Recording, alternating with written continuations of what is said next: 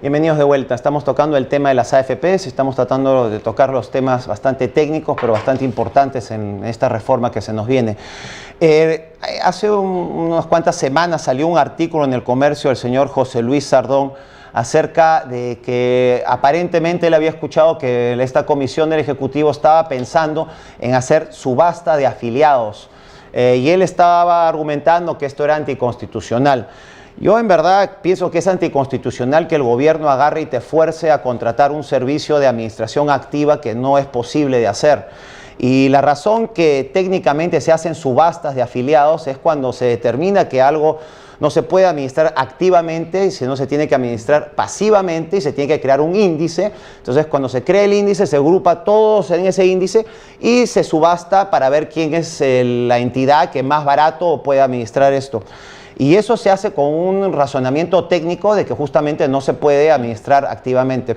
César, tú eres el especialista, explica un poco más esto. Lo que ocurre es que, y eso también está respaldado por la teoría económica, cuando tenemos, como es el caso hoy, un producto que no tiene mucha diferenciación, hemos conversado que manejo pasivo significa que todo el mundo va a reproducir los activos o va a reproducir los índices que ya tenemos, no hay ningún elemento de diferencia. Entonces, el argumento es cómo beneficiamos nosotros al consumidor, en este caso al usuario o al pensionista, es como Estado, y acá del punto de vista de mercado, también quiero insistir en eso, es que le debemos dar, ¿no es cierto?, más valor por su dinero. ¿Qué significa eso? Que si sabemos como Estado que el resultado va a ser similar, lo que tenemos que hacer es justamente que el ciudadano tenga el mejor servicio al menor precio. Lo que significa es que a la industria le tenemos que decir muy bien, tenemos este producto, sabemos que es un manejo pasivo y ustedes ofrézcanle al afiliado, o yo como Estado le ofrezco cuál es la menor tasa que deberían cobrar para ese manejo. Y justamente va a haber una puja y aquella persona o aquella institución que tenga la menor tasa justamente se quedará con los afiliados. ¿Qué significa eso?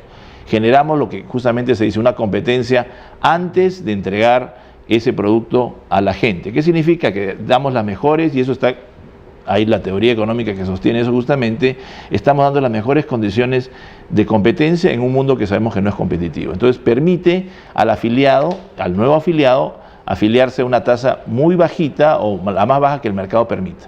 Entonces eso en cierta medida va contra la estructura oligopólica que tenemos y creo que avanza en lo que a veces se olvida en este caso, que es que el afiliado es, como señala justamente Crisólogo, el que da el aporte. Y además, acordemos que también el aporte no se puede salir, o no, yo no puedo salir del sistema hasta los 65 años cuando yo tengo, ¿no es cierto?, ya ciertos años de trabajo. Es decir, es un mercado cautivo desde el punto de vista de lo que es el ofrecimiento de capital.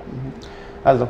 Sí, incluso para mercados poco desarrollados como el nuestro, efectivamente, esta figura de la licitación cae mucho más por su propio peso, ¿no? En Bolivia creo que ya están haciendo. De hecho, en Bolivia se hizo así. Evidentemente, si estamos hablando de mercados profundos, desarrollados, México, Brasil, Chile, Estados Unidos, en fin, todos los grandes mercados, ahí sí es mucho más posible que por la profundidad justamente y la liquidez puedas tú hacer finalmente un manejo activo importante. Entonces, efectivamente, por temas de eficiencia económica, es una medida técnicamente mejor, finalmente, pasar a una licitación del manejo finalmente de los fondos de los afiliados, ¿no? Yo quería hacer un pequeño comentario acá, un poco ya que hemos estado hablando del manejo activo y pasivo y hemos estado hablando de la contabilidad.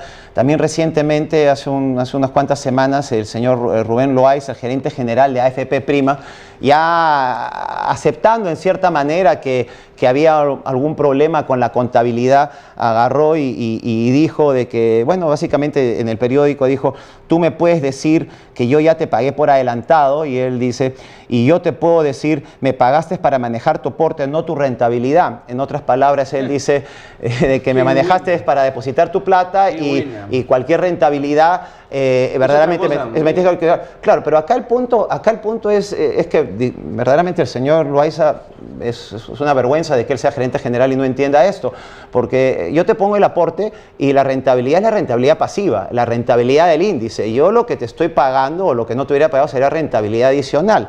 Entonces, el aportante ya ha pagado contablemente por la administración, no solo de su aporte, sino de un índice pasivo que en este caso es mayor a la rentabilidad activa que han generado.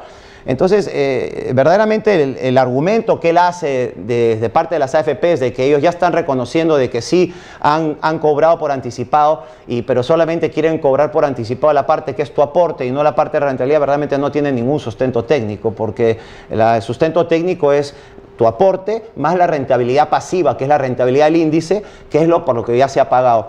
Quería hacer ese comentario porque fue una cosa que leí hace mucho tiempo y me pareció verdaderamente bastante antitécnica.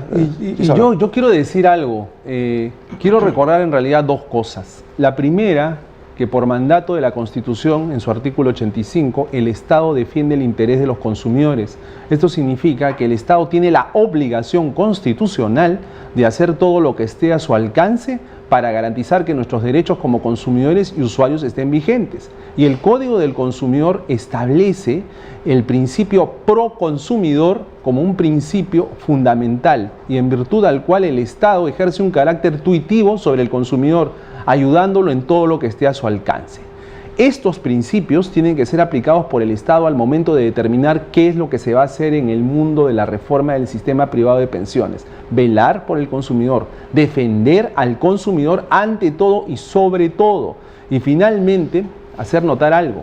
Las AFPs, al igual que cualquier otro proveedor, al igual que cualquier otra empresa, tienen una obligación fundamental y es brindarle al consumidor un servicio idóneo, un servicio adecuado, un servicio acorde con las expectativas del consumidor. Cuando la AFP le brinda al consumidor un servicio deficiente, está violando su obligación principal como proveedora y por lo tanto está transgrediendo las normas del Código del Consumidor. Y ese es un tema que en su momento se tendrá que discutir, la idoneidad del servicio que durante 18 años consecutivos nos han prestado las AFPs a nosotros los consumidores y determinar si efectivamente hemos recibido un servicio idóneo o un servicio carente de idoneidad que se ha traducido en ¿qué? Que se ha traducido en que tengamos pérdidas mientras ellos han ganado. Esta asimetría es un hecho, esto no son palabras y alguien tendrá que rendir en su momento cuentas al respecto porque no podemos continuar viviendo en un país en el cual se puede jugar con las expectativas de miles o de millones de personas y al final no pasó nada. Este es un tema de la mayor importancia nacional. Yo tal vez lo que quisiera tocar, y ahí también te voy a pedir luego tu opinión, Crisólogo, es, si bien hemos estado hablando hoy en día, ¿no?, de todas las iniciativas de reformas en el sistema privado de pensiones, aprovechando además esta comisión técnica que ya se ha formado para evaluar estas necesidades de las reformas, muchos de repente de nuestros espectadores nos estarán viendo que todavía no están en una AFP y digan, pero ¿para qué me voy a afiliar si realmente existen todos estos problemas? Pero también es cierto que en nuestro país necesitamos en realidad trabajar en formar una cultura previsional, porque tenemos casi el 50% de la PEA que no está dentro de una AFP. Tenemos mucha gente que realmente ni conoce el tema o no sabe del tema, o simplemente es un independiente, un pequeño o mediano, un pequeño empresario, un microempresario y que no tiene las facilidades para entrar, porque también es el tema que no tiene facilidades para realmente ser tratado como otro tipo de cliente y poder realmente llegar a este sistema de pensiones de su elección. Entonces ahí también creo que en la propuesta que se ha planteado hay todo un tema muy importante de formación de cultura previsional. Totalmente de acuerdo. Sobre todo si tenemos pendiente que nuestra población se va a triplicar y hay un porcentaje de adultos mayores que va a entrar y de dónde se va a financiar el pago. Quisiera yo meterme ahí a responderte esa pregunta. Mira, en otros países normalmente la manera para incentivar es un incentivo tributario. Lo que se hace en otros países se difiere el pago de tributos hasta que tú te jubiles. Entonces, y se deja que ellos escojan todos los productos financieros. Entonces yo diría que acá hay dos maneras para incorporar a más gente. Una, de que se mejore el sistema para que sea un sistema que verdaderamente dé confianza y sea una cosa un servicio bien hecho y todo, y que dé confianza a todo el mundo. Y la otra, de que se le dé algún incentivo tributario para los pequeños empresarios y también que dejen invertir en sus casas y en otras cosas que son, o sea, si dejaran gente que tenga su fondo de pensiones invirtiendo en casas, en cosas, yo creo que ampliaría mucho el espectro y con algunos incentivos tributarios también lo emplearía mucho más. No sé, Aldo. Un tema adicional, Oscar, al que estamos planteando ahorita es también la centralización de la recaudación, ¿no? Eso también. Creo que hay un consenso sobre eso. Sí, de hecho hemos leído en diversos artículos o comentarios sobre este consenso. Es ridículo, ¿no? Que hay, creo, 300.000 juicios de las AFPs por cobrar. Eso es una cosa totalmente ridícula. Y por ejemplo, cuando un empleador que deja de pagar las contribuciones de 3 empleados y esos 3 empleados están en una misma AFP, la AFP no puede hacer un juicio por los 3, tiene que hacer 3 juicios al mismo empleador. Entonces, si se dan cuenta, el que una AFP cuyo centro, cuya esencia es administrar fondos, termine finalmente administrando juicios y administrando toda una recaudación, evidentemente da el argumento... Y es un costo escondido, porque es un costo para el Estado todos esos juicios. Sí, por supuesto. Entonces, lo más importante aquí creo que también es pensar el tema de la centralización de la recaudación con una institución que tenga... Tiene que ser la SUNAT, Aldo, porque es el único... SUNAT, por ejemplo, tiene un poder coactivo, ¿no?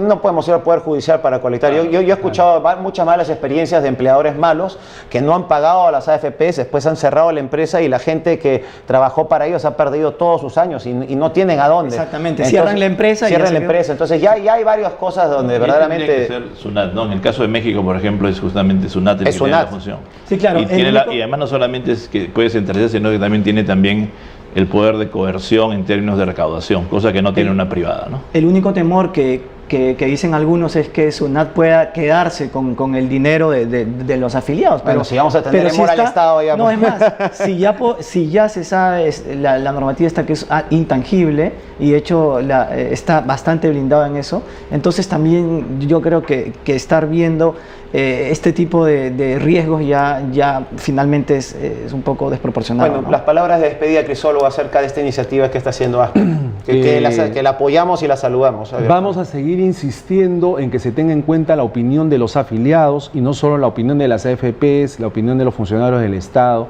porque los afiliados somos los que ponemos el dinero. Y recordar nuevamente al Estado que su obligación fundamental es defender nuestros intereses que ya a lo largo de 18 años han sido suficientemente conculcados. Este es un proceso que recién comienza porque, como se ha dicho, la Comisión del Poder Ejecutivo enviará al Congreso y es en el Congreso donde se librará la batalla final para ver qué sale. Y esperemos que los legisladores estén a la altura. En todo caso, ASPE como Asociación de Consumidores estará allí para tratar en lo posible de defender el interés de los usuarios y contamos con que ustedes, los usuarios, nos respaldarán. Bueno, señores, muchas gracias por venir al programa. Eso fue todo por Punto Económico. Muchas gracias.